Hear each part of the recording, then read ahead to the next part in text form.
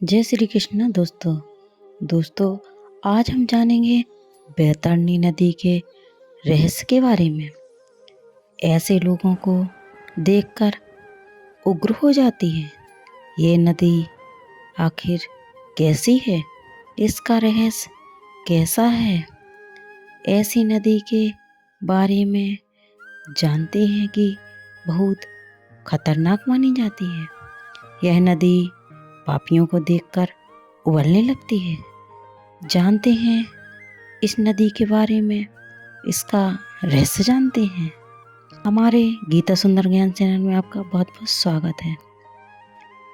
इस नदी के रहस्य के बारे में जानने के लिए वीडियो को लाइक करें, शेयर करें, सब्सक्राइब करें और बेल आइकन को दबाना ना भूलें, ताकि इसी प्रकार की अच्छी जानकारी हम आगे भी लेके आते रहेंगे। तो चलिए शुरू करते हैं। हिंदू धर्म में नदियों को पूजनीय माना जाता है। इन्हें माँ का दर्जा दिया गया है। मान्यता है कि पवित्र नदियों में स्नान से व्यक्ति को जन्म जन्म के पाप खुल जाते हैं और उसे मोक्ष की प्राप्ति होती है। क्या आप एक ऐसी नदी के बारे में जानते हैं जो बहुत ही खतरनाक मानी जाती है? ये नदी पापियों को देखकर उबलने लगती है और इसका नाम बैतरणी नदी है। गरुड़ पुराण में इस नदी के बारे में विस्तार से बताया गया है। तो दोस्तों आइए चलिए सुनते हैं इसका रहस्य। गरुड़ पुराण के अनुसार बैतरणी नदी 86,000 योजन दूर यमलोक में बहती है। पृथ्वी पर मौजूद नदियों में जल होता है, लेकिन बैतरणी नदी में खून और मवाद से भरी है। मृत्यु के बाद जब जीवात्मा यमलोक की यात्रा तय करती है तो उसे बैतरणी नदी से होकर जाना पड़ता है।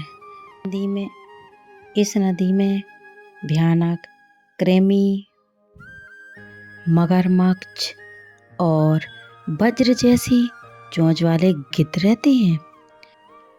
मृत्यु के बाद जब यमदूत पापी जीवात्मा को लेकर बैतरणी नदी के पास से गुजरते हैं तो नदी का रक्त खौलने लगता है। कहते हैं कि जो जीवन में बुरे कर्म करता है, धर्म कर्म दान पुण्य के काम नहीं करता है और उस पापी आत्मा को बैतरणी नदी पार करने से बहुत कष्ट झेलना पड़ता है। पापी आत्माओं को देख यह नदी उग्र हो जाती है।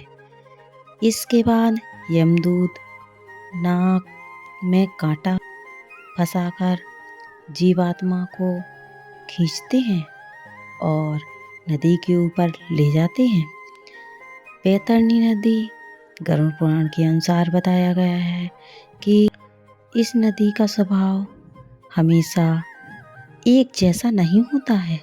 जो लोग अपने जीवकाल में ईश्वर की भक्ति और दान करते हैं, उन्हें मृत्यु के बाद यमलोक की यात्रा के दौरान कोई पीड़ा नहीं सहनी पड़ती है। शास्त्रों में गोदान महादान माना गया है। दान करने वाले को यमदूत नौका पर बैठाकर बैतरणी नदी पार कराते हैं और इसके दौरान वह शांत हो जाती है। यह नदी कई योजन लंबी है। इस नदी में घोर अंधकार है, आग की तरह खौलती हुई है और यह नदी में अनेक प्रकार के दुग्ध सहित पदार्थों से भरी हुई वह लाल रक्त में रहित है। इस नदी को पापी जीवात्माएं पाप करने से घबरा उठती हैं। जिन लोगों के जीवन पर दूसरों को सताया है, चोरी की, मदिरा पिया और गुरुजनों का अनादर किया, गलत कार्य किए, गरीबों को मारा और माँ बाप का अनादर किया, गृहस्थ जीवन में रहते हुए पत्नी या पति के साथ छल कपट किया, मित्र के साथ धोखा किया, दान पुण्य नहीं किया, वेद शास्त्रों को पाखंड कहा, देवताओं का अनादर किया, निर्दोष जीव जंतुओं की हत्या की और मांसाहार किया, पूजा यज्ञ गौ और जिसने नहीं किया तो यह अनेक प्रकार के पाप कर्म में रहित ऐसे लोगों को मृत्यु के पश्चात इस बैतरणी नदी को पार करना पड़ता है। इस नदी में यमदूत पापी आत्माओं को यमपास में बांधकर ले जाते हैं। पापी मनुष्य कई बार इसमें डूबते हैं। इस नदी में मौजूद सुई की तरह बड़े बड़े नुकीले दांतों वाले सर्प पापी आत्माओं को बहुत ही बुरी तरीके से डसते हैं और यह समय रोती बिलखती रहती हैं आत्माएं। किसी को यमदूत के यमपास में बांधकर कील से खींचते हैं और यह नदी पार करनी पड़ती है। तो किसी को डूबते डूबते इस नदी में ऐसी भयानक स्थिति में पापी प्राणी नरक को यातनाओं को सहते हुए कई बार बेहोश हो जाते हैं। फिर होश में आकर जोर जोर से चीखता बिलखता और चिल्लाता रहता है। अंत में वह अपने पूर्व जन्म के कर्मों को याद करके वह पछताने लगता है। अपनी संतान मित्र पति पत्नी को याद करता है और जोर जोर से पुकारने लगता है और भय के मारे जोर जोर से रोने लगता है और फिर इस नदी में कष्ट पाकर सोचता है कि मैंने ऐसे कर्म क्यों किए, लेकिन फिर भी यह नदी पार नहीं होती है। गरुड़ पुराण के अनुसार लोग भागवत मार्ग पर चलते हैं जिन्होंने भगवान विष्णु की भक्ति के साथ साथ अपने आराध्य देवी देवताओं की भक्ति की है, किसी के साथ छल नहीं किया, लोगों की सहायताएं भी की और भगवान के नाम की चर्चा की। उनके नाम पर जाप वेद शास्त्र का अध्ययन यज्ञ हवन पूजन एकादशी व्रत का पालन किया और 4 धाम की यात्रा की, मंदिरों में दान पुण्य तीर्थ यात्रा की और ऐसे पुण्य कर्म किए जो लोगों को बैतरणी नदी की यातना नहीं सहनी पड़ती।